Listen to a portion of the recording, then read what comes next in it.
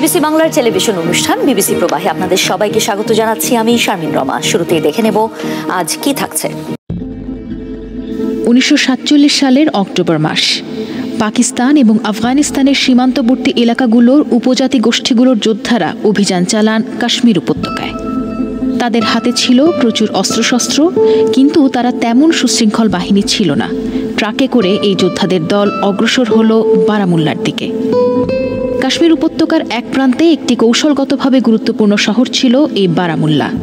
এখানে একটি Catholic mission ও হাসপাতালের ওপর আক্রমণ চালায় যোদ্ধারা। বিবিসি রেডিও রিপোর্টে বলা হয়, বারামুল্লার অন্যান্য ভবনের মতোই সেন্ট জোসেফস কনভেন্টেও এই যোদ্ধারা ব্যাপক ধ্বংসযজ্ঞ চালিয়েছে। এই উপজাতীয় যোদ্ধারা লড়াইয়ের ব্যাপারে তাদের নিজস্ব রীতিই মানে। আধুনিক যুদ্ধের কোনো নিয়মকানুন তাদের জানা নেই। 1947 সালের ঘটনা সম্পর্কে অনুসন্ধান ও তথ্য সংগ্রহ করতে বিবিসির হয়ে 2003 সালে অ্যান্ড্রু হোয়াইটহেড কাশ্মীর গিয়েছিলেন। ওই ঘটনায় যারা বেঁচে গিয়েছিলেন তাদের দুজন অ্যাঞ্জেলা ব্রারানিয়া এবং টম ডাইক্স। সেন্ট জোসেফস কনভেন্টে যখন আক্রমণ হয় তখন তাদের বয়স একেবারেই কম। অ্যাঞ্জেলার মা ছিলেন একজন ডাক্তার, আর টম ডাইক্স ছিলেন একটি ব্রিটিশ পরিবারের সন্তান। তার মা ওই হাসপাতালে এসেছিলেন আরেকটি সন্তানের জন্ম দেওয়ার জন্য। অ্যাঞ্জেলা বলছিলেন, আমি দেখলাম দেয়াল টপকে ভয়ঙ্কর কিছু লোক ভেতরে আসছে। তাদের হাতে বন্দুক, মুখে দাড়ি। তাদের হাতে যারা মারা যাচ্ছে সেই নিহতদের হাত থেকে ঘড়ি খুলে নিচ্ছিল তারা। টম ডাইক্সেরও মনে আছে সেই দিনটির ভয়াবহ অভিজ্ঞতার কথা। তার ভাষায়, আমি দরজার ফাঁক দিয়ে আক্রমণকারীদের উত্তেজিত মুখগুলো দেখতে পাচ্ছিলাম, আর আতঙ্কিত নার্সরা একটা কোনায় জড়সড় হয়ে আছে। আমার মনে আছে তাদের কয়েকজনকে কাপড় চোপড় ছেঁড়া অবস্থায় দেখেছি। তারা ধর্ষিত হয়েছিল কিনা আমি জানি না।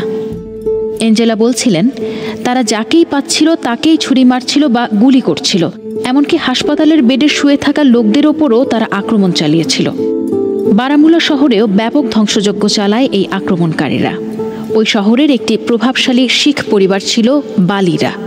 শিখ সম্প্রদায় ছিল আক্রমণকারীদের একটা বড় টার্গেট। সেই বালি পরিবারের একজন বলছিলেন, শহরে ব্যাপক আতঙ্ক তৈরি হয়েছিল, সবাই দৌড়ে পালাচ্ছিল।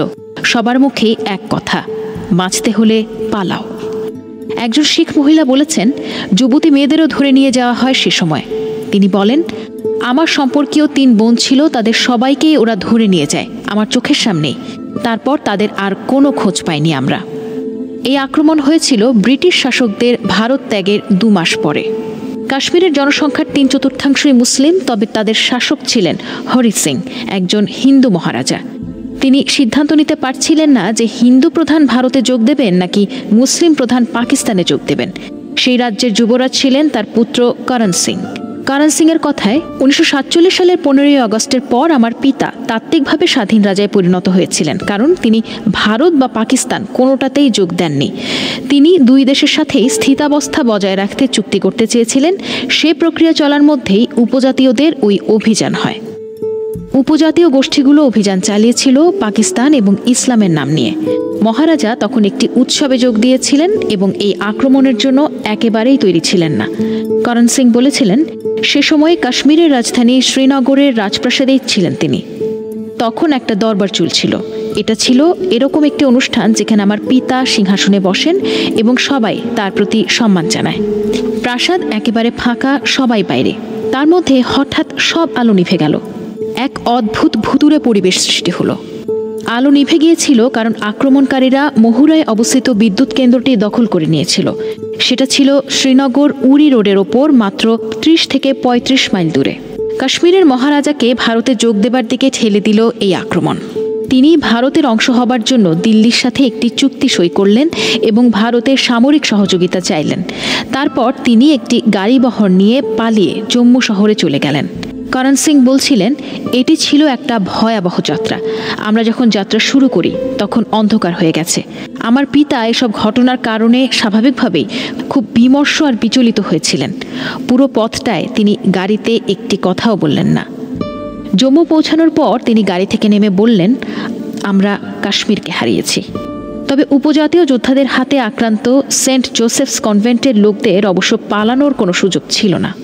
আক্রমণকারীরা দেয়াল টপকে ভেতরে ঢুকে লুটপাট চালালো এবং নান দিয়ে লাঞ্ছিত করল। কয়েক মিনিটের মধ্যেই 6 জন নিহত হলো। তাদের মধ্যে হাসপাতালের রোগী থেকে শুরু করে নার্স সবাই ছিল। আরও ছিলেন টম ডাইকসের বাবা ও মা। ওই হাসপাতালের পেছনের দিকে একটি খোলা জায়গায় তাদের কবর হয়েছে। টম বলছিলেন, গোলাগুলি থেমে যাওয়ার পর আমরা আসলে বাবা মাকে খুঁজছিলাম। একটা জায়গায় দেখলাম মৃতদেহের স্তূপ। আমার ভাই ডগলাস সেখানে চিৎকার করে কাঁদছিল। একজন মহিলা এগিয়ে এলেন, আমাকে বললেন, তোমার বাবা মা মারা গেছেন। এই মহিলাটি ছিলেন অ্যাঞ্জেলা রারানিয়া। অ্যাঞ্জেলা বলছিলেন, ওরা সব নানদের বের করে নিয়ে এলো। আমার বাবা সেখানে ছিলেন এবং চেষ্টা করছিলেন আক্রমণকারীদের অন্যদিকে সরিয়ে দেবার জন্য। আক্রমণকারীরা তার প্রতি ক্ষিপ্ত হয়ে উঠল। তারা বলল, আপনি ওই গাছটার নিচে চলে যান। তিনি তখন সেদিকে হাঁটছিলেন। তখন তিনি বলছিলেন তার প্রতি দয়া দেখাতে, কারণ তার স্ত্রী সন্তান আছে। নানরাও বলছিলেন তাকে রেহাই দেবার জন্য, কিন্তু তারা তাকে গুলি করল। 10 দিন অবরোধের পর ভারতীয় বাহিনী আক্রমণকারীদের শহর ছেড়ে যেতে বাধ্য করল। পুরো কাশ্মীর উপত্যকা দখল করে নিল ভারতীয় বাহিনী। সাংবাদিকরা বলেন, শ্রীনগরের ছোট রানওয়েতে এত বিমানের ওঠানামা সামলানো কঠিন হয়ে পড়েছিল। একের পর এক বিমান আসছিল আরও বেশি শিখ যোদ্ধাদের নিয়ে। কিন্তু কাশ্মীরের অন্য কিছু অংশ পাকিস্তানের নিয়ন্ত্রণেই রয়ে গেল। কয়েক মাসের মধ্যেই কাশ্মীরকে কেন্দ্র করে ভারত ও পাকিস্তানের মধ্যে যুদ্ধ বেঁধে গেল। রাজ্যটি দুভাগে ভাগ হয়ে গেল, যে বিভক্তি এখনও আছে। এরপর আসে সেই প্রশ্ন যে এই উপজাতীয় অভিযানের পেছনে পাকিস্তানের কতটা ভূমিকা ছিল। করণ সিং এক্ষেত্রে ভারতের দৃষ্টিভঙ্গিকেই সমর্থন করেন। মিস্টার সিং বলেন, এই আক্রমণের পেছনে পাকিস্তানের ইন্ধন এবং অর্থ কাজ করেছে। আমরা পরে জেনেছি যে এই উপজাতীয়দের মধ্যে সাদা পোশাকে পাকিস্তানি সৈন্য এবং সামরিক অফিসাররাও ছিল। কাশ্মীর দখল করাই ছিল তাদের লক্ষ্য। এটি এড়িয়ে যাওয়ার কোনো উপায় নেই। কিন্তু পাকিস্তানের এ চেষ্টা সফল হয়নি। হয়েছিল কি? প্রশ্ন করা হয়েছিল করণ সিংকে।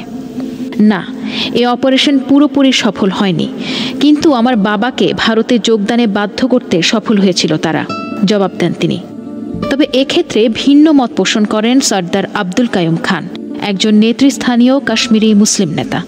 1947 সালে তিনি নিজেও কাশ্মীরের মহারাজা হরি সিংয়ের বিরুদ্ধে বিদ্রোহ ঘোষণা করেছিলেন। কাইয়ুম খান বলেন, উপজাতীয় অভিযান আসলে তার পরিকল্পনা ভণ্ডুল করে দিয়েছিল। কাইয়ুম খানের কথায়, এর পেছনে পাকিস্তান কলকাঠি নেড়েছে এমন সকল অভিযোগই ঐতিহাসিকভাবে ভুল। আমরা সশস্ত্র বিদ্রোহ শুরু করেছিলাম 1947 সালের অগস্ট মাসে। তখন ব্যাপারটা এরকম ছিল যে রাজ্যের সেনাবাহিনী রাজ্যের মানুষদের বিরুদ্ধে যুদ্ধ করছে। তবে ধীরে ধীরে এমন হলো যে সীমান্ত এলাকা থেকে আরও লোক এতে যোগ দিতে শুরু করেছিল। কিন্তু পুরো পরিকল্পনাটাই ভেস্তে যায় উপজাতীয় লোকদের অভিযানের কারণে। সমন্বয় থাকলে তারা হয়তো বিনা বাধায় শ্রীনগর বিমানবন্দরে পৌঁছে যেতে পারত, কিন্তু এই যোদ্ধারা ছিল বিশৃঙ্খল। পেছন থেকে কোনো কমান্ড ছিল না, ফলে তারা লুটপাট শুরু করলো এবং যখন তাদের দুহাত ভরে গেল তখন তারা ফিরে চলে গেল। এ ব্যাপারে একমত মহারাজার পুত্র করণ সিং। তিনি বলছেন, উপজাতীয়রা যদি কয়েকদিন ধরে লুটপাটে ব্যস্ত না থাকত তাহলে পাকিস্তান সমর্থিত বাহিনী বারামুল্লায় পৌঁছে যেত আর কাশ্মীরের ইতিহাসও হয়তো বদলে যেত। পরিস্থিতি খুব নাজুক হয়ে গিয়েছিল। ভারতীয় বাহিনী যখন নামতে শুরু করে তখন আক্রমণকারীরা শ্রীনগরের বিমানবন্দরের মাত্র 4 থেকে 5 মাইল দূরে। এরপর কাশ্মীর বিভক্ত হয়ে যায় ভারত ও পাকিস্তান নিয়ন্ত্রিত দুটি অঞ্চলে। সেই থেকে 7 দশকেরও বেশি সময় ধরে কাশ্মীর নিয়ে ভারত পাকিস্তান বিবাদ চলছে। কাশ্মীরকে কেন্দ্র করে 1947 সালের পর থেকে একাধিকবার যুদ্ধ হয়েছে পাকিস্তান ও ভারতের মধ্যে। 3 দশকেরও বেশি সময় ধরে ভারত শাসিত কাশ্মীরে চলেছে তীব্র সহিংস ও রক্তাক্ত বিদ্রোহী বিচ্ছিন্নতাবাদী তৎপরতা। 1947 পরবর্তী জম্মু কাশ্মীরকে ভারতের সংবিধানের অনুচ্ছেদ 370 নামে পরিচিত এক আইন অনুযায়ী বিশেষ মর্যাদা, নিজেদের সংবিধান ও একটি আলাদা পতাকার অধিকার দেয়া হয়। ভারতে হিন্দু জাতীয়তাবাদী বিজেপি সরকার ক্ষমতাসীন হওয়ার পর কাশ্মীরের সেই বিশেষ সাংবিধানিক মর্যাদা বাতিল করে। পূর্বতন জম্মু ও কাশ্মীর রাজ্য পুরোপুরি মুছে ফেলে একে রূপান্তরিত করা হয় লাদাখ এবং জম্মু কাশ্মীর নামে দুটি পৃথক কেন্দ্রশাসিত অঞ্চলে। আজ পর্যন্ত 1947 সালে সৃষ্টি হওয়া কাশ্মীরের সেই বিভক্তি জোড়া লাগেনি।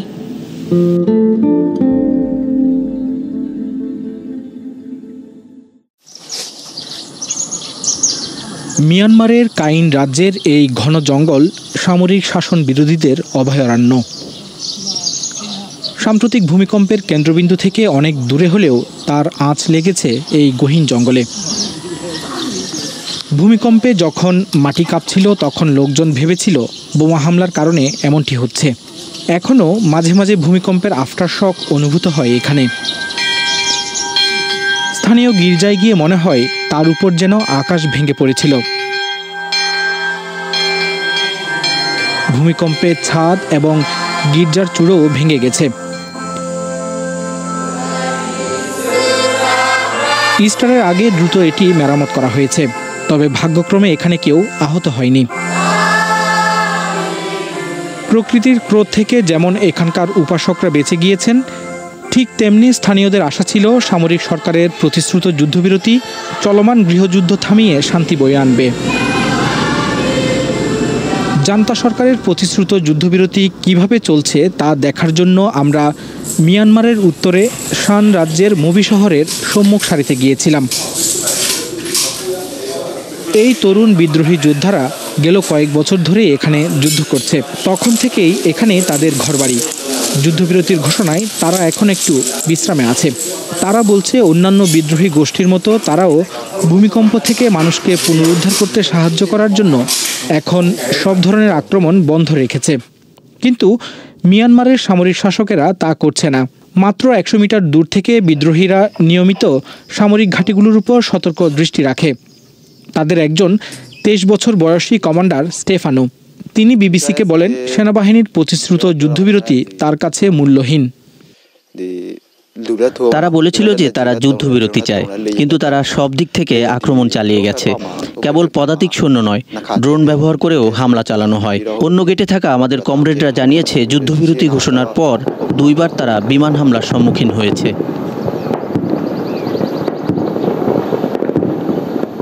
পরের দিন সকালে আবার আক্রমণ হয়। এবার আমরা সেটা নিজেরাই দেখতে পাই। শব্দ শুনে মর্টার মনে হচ্ছে।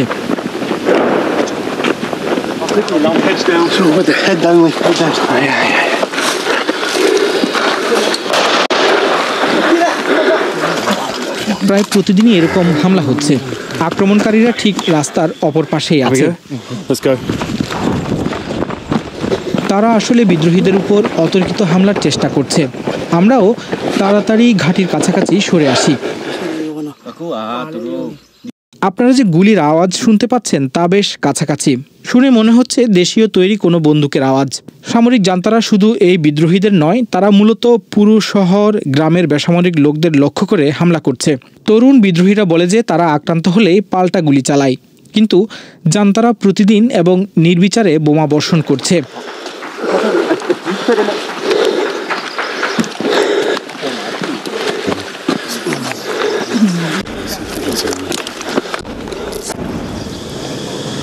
সম্মুখ সারি থেকে দূরে গহীন জঙ্গলেও যুদ্ধবিরতি চুক্তি ভাঙ্গনের প্রমাণ পাওয়া যায়। এখানে সামরিক যুদ্ধবিমান এবং ড্রোনের নজরদারি এড়িয়ে একটি গোপন হাসপাতালে ভূমিকম্পে ক্ষতিগ্রস্তদের সাহায্য করছিল কিছু স্বাস্থ্যকর্মী। কিন্তু এখন যুদ্ধে আহতদের চিকিৎসা করতে হচ্ছে এখানে। আসলে এখানে রক্তপাত এখনও থামেনি। আজ সকালে বিদ্রোহীদের সীমানায় এক অভিযানে আহত হয়েছে এই তরুণ। জান্তা বাহিনীর ছোড়া মর্টার থেকে ধারালো কিছু তার কাঁধে আঘাত করেছে। তার অনেক রক্তক্ষরণ হয়েছে, তবে আশা করা যাচ্ছে সে ঠিক হয়ে যাবে। এখানকার দায়িত্বরত চিকিৎসক ফাই হাতুন জানান, এইসব বাহিনীর মিথ্যাচারে তিনি অতিষ্ঠ। তারা শুধু নিজেদের স্বার্থের কথা চিন্তা করে, শুধু নিজেদের প্রতিষ্ঠানের কথা চিন্তা করে। তারা এ দেশের এবং আগামী প্রজন্মের কথা চিন্তা করে না। বয়োজ্যেষ্ঠদেরকে তারা তাদের নিজেদের স্বার্থে ব্যবহার করছে। যুদ্ধবিরতির মধ্যেও মুবির আশেপাশের খামারগুলিতে বৃষ্টির মতো রকেট ও মর্টার শেল ফেলা হয়েছে। 4 বার হামলা হয়েছে। এমন একটি জায়গায় আমরা গিয়েছি। যুদ্ধের ক্ষয়ক্ষতি থেকে বাঁচতে এখানকার পরিবারগুলি এলাকা ছেড়ে দূরে চলে গেছে। বোমা হামলা এখানে 60 বছর বয়সী একজন মারা গেছেন। বিমান হামলা থেকে বাঁচতে এইসব লোকজন এখন প্রতি রাতে বাংকারের ভেতরে ঘুমায়। এই যে ধ্বংসাবশেষ দেখা যাচ্ছে, এগুলো সব বিমান হামলায় ধ্বংস হয়েছে, ভূমিকম্পে নয়। যুদ্ধবিরতির 2 দিন পর এখানে বিমান হামলায় 4 জন নিহত হয়েছেন এবং কালা নামের একজন 45 বছর বয়সী কৃষক ওই একই দিনে এই দোকানে বিমান হামলায় নিহত হয়। আমরা কালার স্ত্রীর সাথে দেখা করেছি, যে এখন 7 মাসের অন্তঃসত্ত্বা।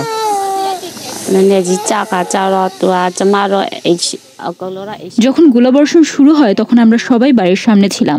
কিছু গোলা আমাদের কাছাকাছি এসে পড়ে। আমরা সরে যাওয়ার চেষ্টা করলাম।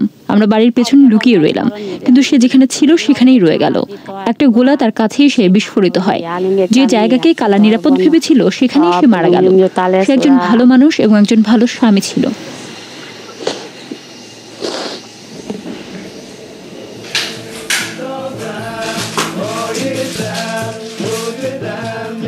ভয়াবহ ভূমিকম্পের মধ্যেও মিয়ানমারের গৃহযুদ্ধ একদিনের জন্য থামেনি।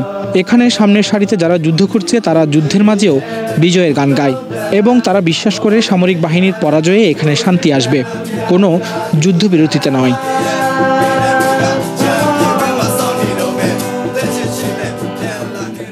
ইসরায়েলের জাহাজে বিমান হামলা করেছে মার্কিন যুদ্ধবিমান।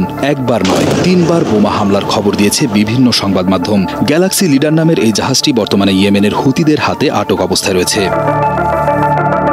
ইয়েমেনের আল মাসিরা টেলিভিশনের প্রতিবেদনে বলা হয়, মার্কিন যুদ্ধবিমান শনিবার রাতে গ্যালাক্সি লিডার নামক ইসরায়েলি জাহাজটিতে 3 বার হামলা চালায়। তবে ওই হামলার ব্যাপকতা বা ক্ষতির ব্যাপারে কোনো বিস্তারিত তথ্য প্রকাশ করা হয়নি। বর্তমানে ইয়েমেনের ক্ষেপণাস্ত্র এবং ড্রোন ইসরায়েলি বিমান ঘাঁটি সহ একাধিক অবস্থানে বারবার আঘাত হানছে। এই অবস্থায় ইসরায়েলে মার্কিন যুদ্ধবিমানের বোমা হামলা নানা প্রশ্নের জন্ম দিয়েছে। 19 নভেম্বর 2023-এ হুতি বিদ্রোহীরা গ্যালাক্সি লিডার জাহাজটি দখল করে। বাহামার পতাকাবাহী জাপান পরিচালিত জাহাজটির বেশিরভাগ মালিকানা ইসরায়েলি ধনকুবের আব্রাহাম উঙ্গারের বলে জানা গেছে। জাহাজটি ইসরায়েলি স্বার্থের সাথে জড়িত থাকায় হুতিরা জাহাজটি আটক করেছে বলে ধারণা করা হচ্ছে। অন্যদিকে ইয়েমেনে শনিবারের মার্কিন হামলায় 8 জন বেসামরিক নাগরিক আহত হয়েছেন। ইয়েমেনি স্বাস্থ্য মন্ত্রণালয় জানিয়েছে, হামলায় আহতদের মধ্যে 2 জন শিশু রয়েছে। ইরানি বার্তা সংস্থা মেহর জানিয়েছে, গ্যালাক্সি লিডার জাহাজটি মূলত একটি বাণিজ্যিক জাহাজ হিসেবে পরিচিত। ইসরায়েলি জাহাজে মার্কিন বিমান হামলা প্রমাণিতভাবে ইসরায়েলি বাহিনীর জন্য একটি বড় সংকট সৃষ্টি করতে পারে। বিশেষ করে ইয়েমেনি বাহিনীর পক্ষ থেকে আরও প্রতিক্রিয়া আসার সম্ভাবনা রয়েছে। এছাড়াও ইয়েমেনি হামলার আঞ্চলিক নিরাপত্তা ও বাণিজ্যিক প্রভাবও বিস্তৃত হতে পারে। ইয়েমেনি হুতি বাহিনী ইসরায়েলের তেল আবিব এবং অধিকৃত অঞ্চলের দক্ষিণের আশকেল শহরে 2টি কৌশলগত স্থাপনার বিরুদ্ধে একযোগে প্রতিশোধমূলক হামলা চালানোর পর মার্কিন হামলাগুলো শুরু হয়। ইসরায়েলে হামলা করতে দেশীয়ভাবে উন্নত যুদ্ধ ড্রোন ব্যবহার করে হুতিরা। আরেকটি প্রতিবেদনে বলা হয়েছে, গত 6 সপ্তাহে ইয়েমেনি বাহিনী 7টি মার্কিন রিপার ড্রোন ভূপাতিত করেছে, যার ফলে যুক্তরাষ্ট্রের ক্ষতির পরিমাণ $200 মিলিয়নেরও বেশি।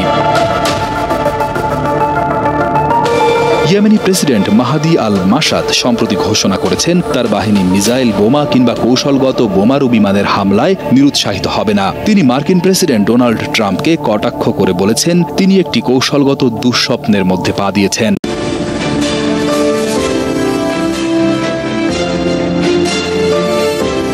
গাজায় 1.5 বছরের বেশি সময় ধরে তাণ্ডব চালানো ইসরায়েল এবার দুর্বল হয়ে পড়েছে। ইসরায়েলি সেনাবাহিনী রবিবার প্রকাশ্যে স্বীকার করল, তারা এখন ভয়াবহ জনবল সংকটে ভুগছে। বর্তমানে তাদের প্রাথমিক হিসাবে 10,000 সৈন্যের ঘাটতি রয়েছে, যার মধ্যে অন্তত 7,000 সরাসরি ফ্রন্টলাইন যুদ্ধ ইউনিটে প্রয়োজন।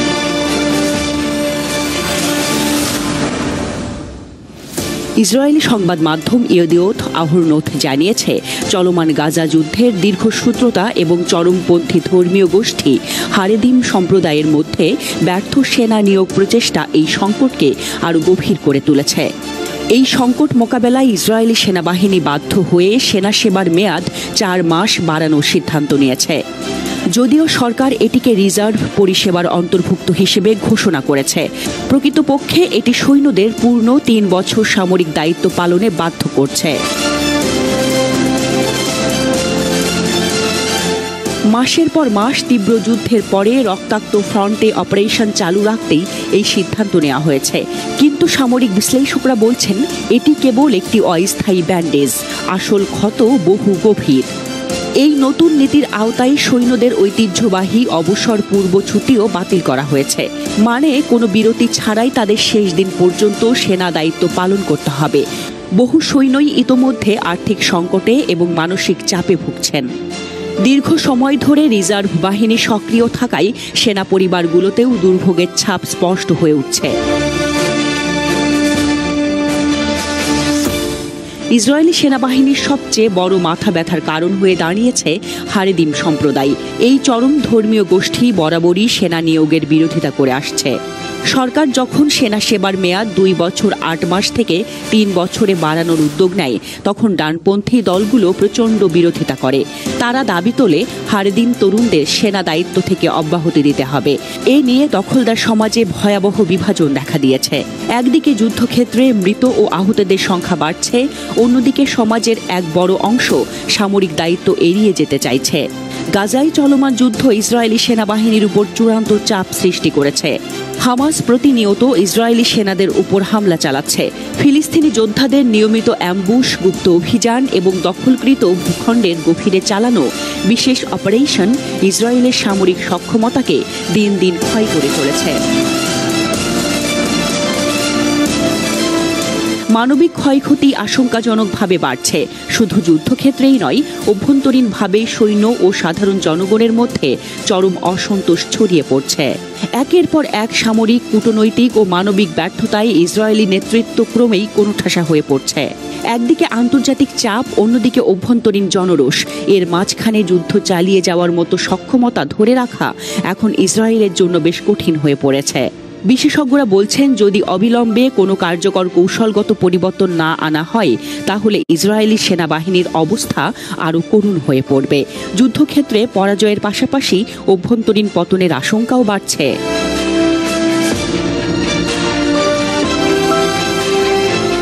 গ্লোবাল ফায়ার পাওয়ার ইন্ডেক্সের তথ্য অনুযায়ী 2024 সালে বিশ্বে 145টি দেশের সামরিক শক্তির বিচারে বাংলাদেশের অবস্থান 37তম। সামরিক খাত নিয়ে তথ্য সংগ্রহ এবং গবেষণা করে বিশ্বখ্যাত প্রতিষ্ঠান গ্লোবাল ফায়ার পাওয়ার, যারা প্রতি বছর বিশ্বের বিভিন্ন দেশের সামরিক শক্তির একটি তালিকা বা ইন্ডেক্স প্রকাশ করে। তাদের তথ্য মতে 2023 সালে বাংলাদেশের অবস্থান ছিল 40তম, অর্থাৎ এক বছরে বাংলাদেশ সামরিক শক্তিতে 3 ধাপ এগিয়ে এখন 37তম স্থানে। গত 2023-24 অর্থবছরের বাজেট অধিবেশনে তৎকালীন সরকারের পক্ষ থেকে সংসদে জানানো হয়েছিল, সশস্ত্র বাহিনীর সক্ষমতা বাড়াতে রাশিয়া, চীন, তুরস্ক, ভারত সহ সমরাস্ত্র শিল্পে উন্নত বিভিন্ন দেশ থেকে অস্ত্র কেনা হচ্ছে। অস্ত্রের জন্য বাংলাদেশ দীর্ঘদিন ধরেই চীনের ওপর নির্ভরশীল।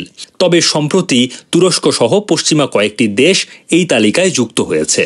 সুইডেনের স্টকহোম ইন্টারন্যাশনাল পিস রিসার্চ ইনস্টিটিউটের তথ্য বলছে, 2009 থেকে 2023 সাল পর্যন্ত সময়কালে অস্ত্র আমদানিতে বিশ্বে বাংলাদেশের অবস্থান 28তম। চলুন জেনে নেওয়া যাক বাংলাদেশ সেনাবাহিনীর ভাণ্ডারে কী ধরনের সমরাস্ত্র ও যুদ্ধ সরঞ্জাম রয়েছে, সেসব অস্ত্র কোন কোন দেশ থেকে কেনা হয়েছে এবং অস্ত্র ক্রয়ের ক্ষেত্রে কোন বিষয়গুলোকে অগ্রাধিকার দেয়া হয়। সামরিক তথ্য বিষয়ক ওয়েবসাইট ওয়ার পাওয়ার বাংলাদেশ জানায়, বাংলাদেশ বিমান বাহিনীর বহরে 212টি বিমান আছে, যেখানে যুদ্ধ বিমান রয়েছে 44টি। এর মধ্যে চীনের নির্মিত F-7 যুদ্ধবিমান আছে 36টি। এই মডেলগুলো কিছুটা পুরনো। আর সোভিয়েত ইউনিয়নে তৈরি 8টি MiG-29 রয়েছে বহরে। এছাড়াও আছে রাশিয়ার তৈরি 14টি Yak-130 প্রশিক্ষণ বিমান, যেগুলো হালকা আক্রমণের জন্য উপযোগী। এছাড়া চীনের FT-7 প্রশিক্ষণ যুদ্ধবিমান, যুক্তরাষ্ট্রের লকহেডের 2টি সিরিজের কৌশলগত পরিবহন বিমানও আছে বাহিনীতে। বিমান বাহিনীর বহরে হেলিকপ্টার রয়েছে 73টি। এর মধ্যে রাশিয়ার MI সিরিজের 36টি হেলিকপ্টার আছে। সাথে যুক্তরাষ্ট্রে নির্মিত সেসনা, বেলের বিভিন্ন মডেলের হেলিকপ্টার আছে 24টি। এর পাশাপাশি ফ্রান্স, ইতালি, চেকোস্লোভাকিয়া বা চেক রিপাবলিক থেকে কেনা কিছু প্রশিক্ষণ বিমান ও হেলিকপ্টারও ব্যবহার করে বাংলাদেশ। বাংলাদেশের সামরিক বাহিনীর কাছে 44টি ড্রোন রয়েছে বলে জানাচ্ছে ওয়ার পাওয়ার বাংলাদেশ। এর মধ্যে 36টি স্লোভেনিয়ায় নির্মিত ব্রামর C4I। তুরস্কের তৈরি বায়ারাক্তার TB2 আছে 6টি। 2023 সালে এগুলো যুক্ত হয়।